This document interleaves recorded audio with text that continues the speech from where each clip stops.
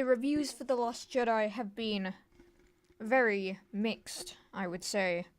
And so, I thought I would go and find some of the worst possible reviews on the internet for The Last Jedi. And where better to do that than everyone's favourite site for reviews, Metacritic. Yay!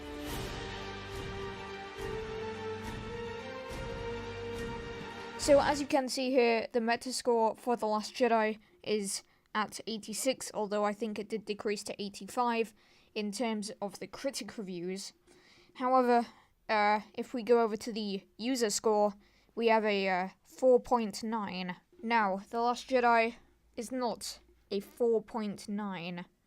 It's probably around the 8. I would give it 9, maybe an 8. 8 or 9. Around the area, not 10, because 10s go to perfect films. The Last Jedi is not a perfect film. Of course it's not. In fact, I don't think there is such thing as a perfect film. Every film has its problems, and of course The Last Jedi has problems.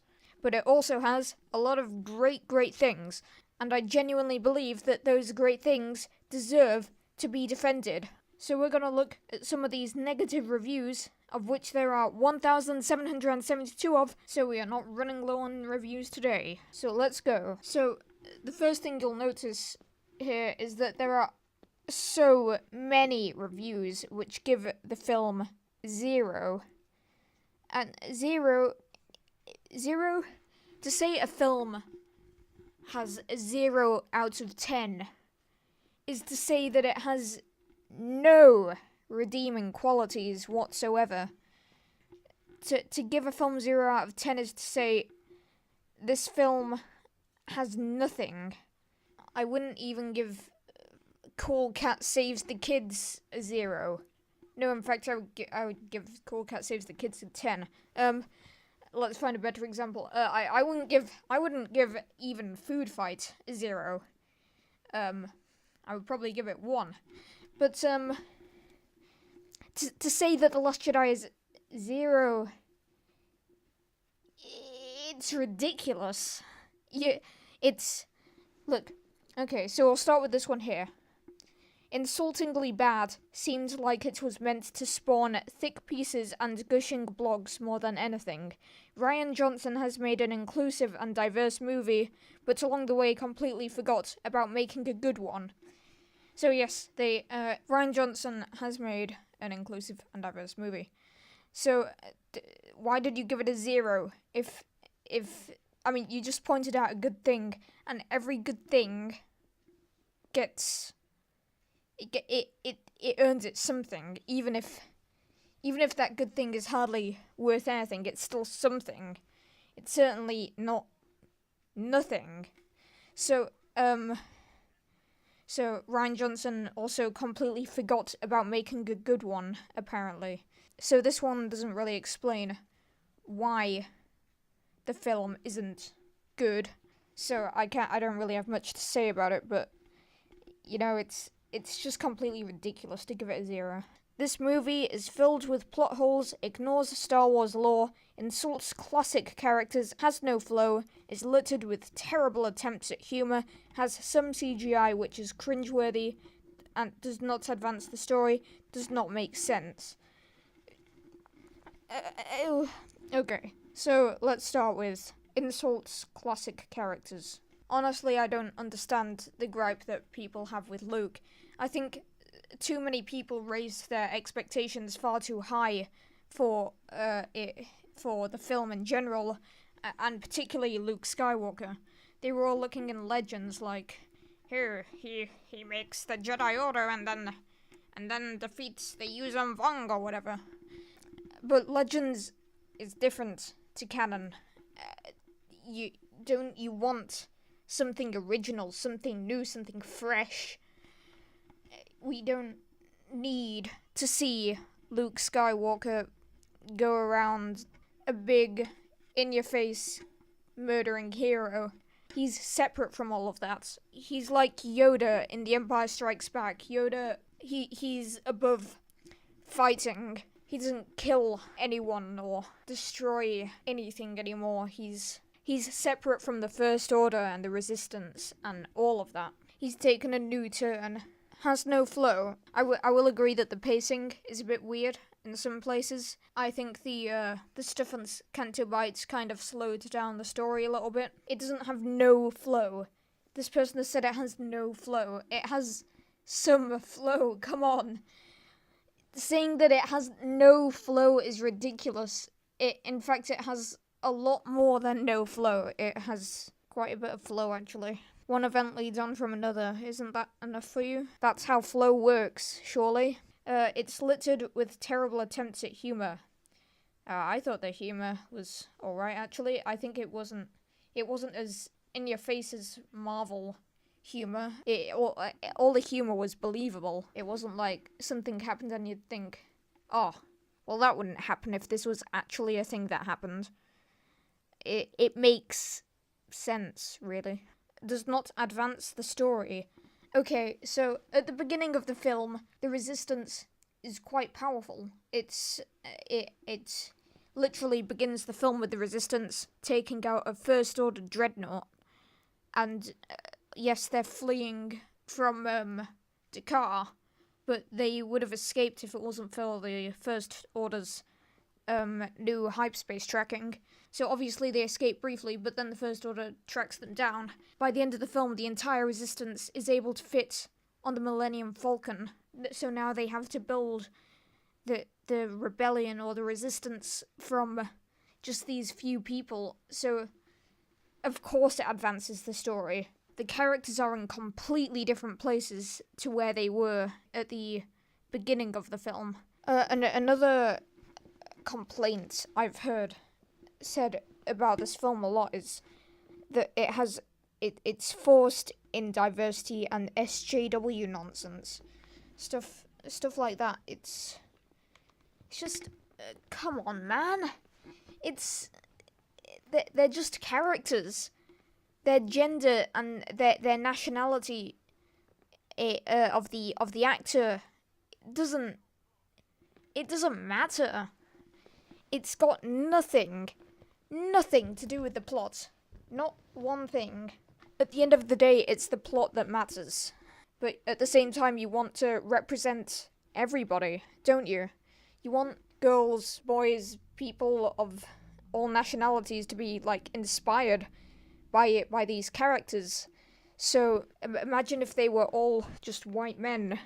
Imagine how people would feel. Like, you'll just cause a world full of gender stereotypes. It's not healthy. People should be free to like whatever they want to like. So it's good for them to be fully represented in a film. So this guy's said as far to say that this is a bit of a sexist film. I didn't really enjoy it, and it occurred to me afterwards that the three most prominent male rebel characters are all either cowards or idiots, and all three are shown the error of their ways by wiser and smarter women who are basically in charge of things. Okay, but what's actually wrong with that? Even though you are pretty wrong, but none of them are idiots. No one was trying to portray them as idiots. But maybe to you they come out as that, but I think you're just forcing that in your head. So, like, come on. And don't you think to say that this is a bit of a sexist film is a bit sexist? He says also that he saw the film with a largely male audience and it felt pretty flat. We all just kind of shuffled out at the end, having felt thoroughly lectured. If you felt lectured by that film, then I certainly didn't feel lectured when I left the cinema. So if you feel lectured, I think that probably says quite a lot about you. So they say, I mean, there was even a bit in the middle which felt like part of an educational video about mansplaining, as one of the idiot male characters gets told off for being stupid. So, yeah, Poe Dameron gets told off for being a bit stupid. He kind of deserved it. He got a lot of pilots killed. Just because he got told off doesn't mean that they were trying to send, like, an SJW message that it's just a diverse cast, and stuff like that happens when you have a diverse cast. Also, if it was a male character telling off a female character, you literally wouldn't care. You wouldn't even bring it up, would you? So this one is also complaining about, like, the feminist slant that the movie apparently had, saying, "This is terrible, they made a bunch of PC propaganda movie out of Star Wars material. So, why do you do this to us? This is what's happening. Disney takes all of feminist nonsense."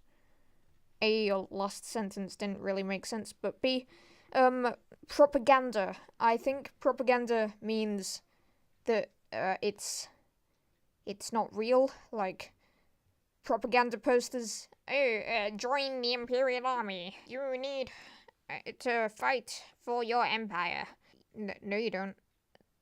Propaganda is stuff that's not true, but I didn't see anything in there that wasn't believable in terms of the characters, obviously, not, like, spaceships. So, I don't know what to say, because, like, it's clear that with these types of people, you can't change their mind. It's not possible. And, I mean, sure, the same is true for me, but I know I'm right, and you know that you're right, even though you're wrong to me. But, you know, it's just mind-boggling how people can be this ignorant and horrible. Yeah, that's just the perfect descriptive word, just horrible. They're horrible people with horrible opinions because they want a film which suited all of their predictions. It went in an unexpected direction, and people seem to hate that for some reason. That's not something to hate. That's it, literally a good thing if it goes in an unexpected direction. It means that you're surprised when things happen. Imagine if the film went exactly how you had predicted it. It would just come out as garbled fan service, which you don't want. You wouldn't enjoy that. You just wouldn't. Now, there's also a really long one. If there has ever been a time I have been more fundamentally disgusted with the Star Wars franchise, it's now. Corny love stories, poor lines, and poor acting as in Episode 2 and 3 are forgivable, cringeworthy, but forgivable. A terrible character like Jar Jar Binks in Episode 1, while horrible in his own respect, at least had development on a backstory and a compelling quirk, oddly lucky clumsiness which led people to speculate about what it means to be Force-sensitive. But this movie wasn't what I would call bad. It's more so than a slap in the face for any new and old Star Wars fan. I'm a relatively new Star Wars fan. I've been a big fan of Star Wars for, like, a couple of years, since, like, about 6 months before Episode 7. Maybe about a year before Episode 7. I didn't find this film a slap in the face, as you say in your review, at all. And to say, you're saying that a terrible character like Jar Jar Binks in Episode 1 has, well, it sounds like you're saying that he has more development, backstory, and a compelling quirk. If you think that him being just clumsy and lucky is compelling, the intention of him being clumsy and stuff was supposed to be his quirk, and that's not a compelling quirk. It wasn't intended for people to say and talk about what it means to be Force sensitive. That wasn't the intention of Jar Jar's actions at all. So your argument is practically irrelevant. Also, the characters in this film had far more development than anyone in Episode 1. Like Finn, for example, he begins the film only caring about himself and Rey. He just wants to save Rey, as he, in, like, pretty much his exact words. But by the end of the film, Rose has taught him that there's a bigger fight, which is with the Resistance. Finn can save so many more lives if he just if he focuses more on the bigger picture than he does. So by the end of the film, he decides to sacrifice himself for the Resistance. Of course, he still cares about Rey, but he thinks of the Resistance as being just as important, pretty much. And he is about to sacrifice himself, but then Rose teaches him another lesson, that he can fight for Rey and the people in his life that he loves, as well as the Resistance. There's kind of a balance there. He shouldn't forget that people care about him just like he cares about other people, and that's a really important lesson for him, because without that he would have got himself killed trying to protect the Resistance, which no one in the Resistance would have wanted. Rey would not have wanted that, certainly. And definitely not Poe. Let's carry on. No, this isn't a gripe about the awkward diversity of characters. The stuttering code breaker was actually refreshing. So, firstly, they're saying there's not a gripe about the awkward diversity of characters, but now they're saying that the diversity of characters is awkward. I don't really see how it is awkward. I watched the film, I didn't even once think, wow, this sure is a diverse cast. I was thinking about the story, which is what you're supposed to think about. You're not supposed to think all the way through, hey, they're really forcing this diverse casting and stuff. It's about the story. That's why it's made. That's why films exist. Films exist to tell stories, not to have diverse casts. But a diverse cast is important, like I said earlier. Rey doesn't learn any real lesson from Luke and decides to act rashly and impulsively. Her punishment, Ren kills Snoke. Okay? I know this is meant to be a big turn for Ren, but this isn't foreshadowed. It isn't built up. Snoke was never developed into a compelling or threatening character, so his death just feels flat. I saw another review earlier saying that character assassination is a bad thing, and this person is also saying that there's no foreshadowing. It's obvious that Kylo Ren fears Supreme Leader Snoke. He fears his master quite a lot, and he wants to be free from him. He would want to kill him. That's how the dark side works. He wants power. Snoke wants power. But Kylo is able to outsmart Snoke, because that was honestly the only way he could beat him. So, according to this, Snoke was never developed into a compelling or threatening character, so his death just feels flat. And also the person complaining about character assassination, this point goes for them as well. Snoke is presented as incredibly powerful. Whenever any character tries to attack him, he always just, obliterates them.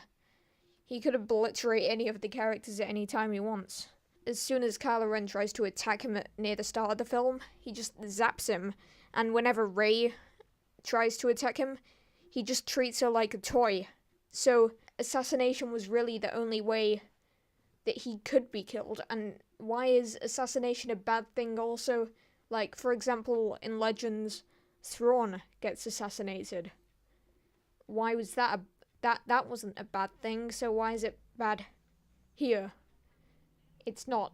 And then there's also the complaint that Rey doesn't learn any real lesson from Luke and decides to act rashly and impulsively. Well, that's because Luke is separate from the Resistance. He's away from that, and Rey was expecting him to be keen to help, but he obviously wasn't keen to help, so why would she want to learn anything from him? She realized that the Resistance didn't need Luke Skywalker, and that Luke Skywalker was not going to save them. So she left. It really doesn't matter that she didn't learn anything from Luke. In fact, she just brought the Jedi texts with her, and she probably learnt some things from the Jedi texts whilst she was there. She probably read some of them. So she probably learnt quite a bit about the Force on Acto Island, more than you might think, which might have helped her lift the rocks at the end. Okay, well, that should probably wrap up this video. I've been recording for almost half an hour now, so I hope you have a nice day, and I'll see you another time. Bye!